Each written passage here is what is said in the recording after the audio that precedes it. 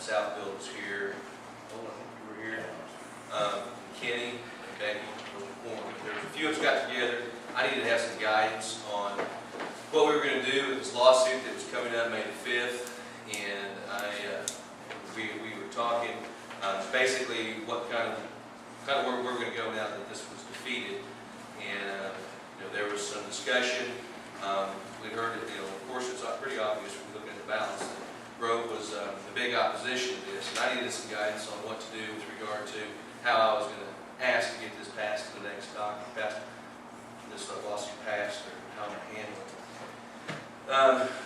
Southfield had discussed, kind of reiterated some of the fees and prices that they had from some of the jails, talked about some of that. There was some discussion about, maybe there are some people in Grove that understand there is a need for a jail, maybe not that big, what can we do? Maybe we can lower the amount to maybe 2 tenths or 3 tenths as opposed to 5 tenths.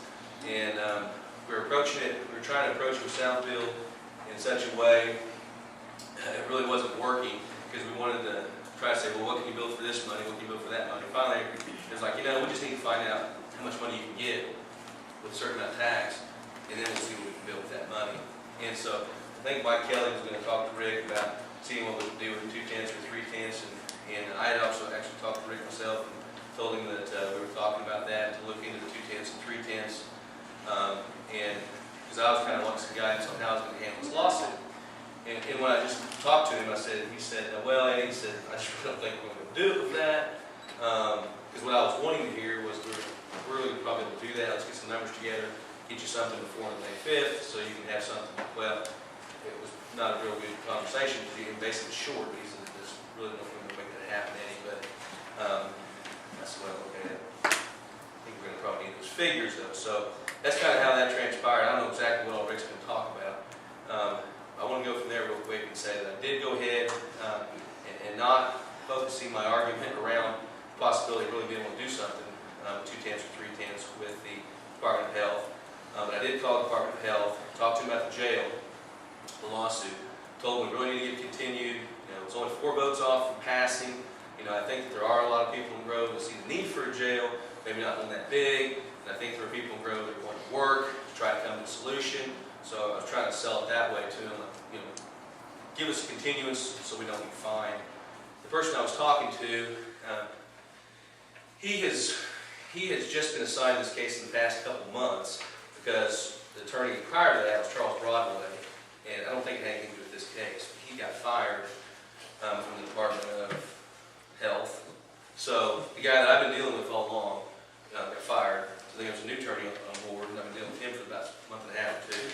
And when I was called to beg for a continuance, saying in our good faith, what we're doing, he said, well, Don Garrison's also retiring May 1st, who's the director, Department of Health, I guess that's his position. But he retired May 1st, I believe. And he said that the attorney I was talking with on the phone, said he's not going to be working there very much longer either. So he was all about continuing it. So it worked out to our advantage.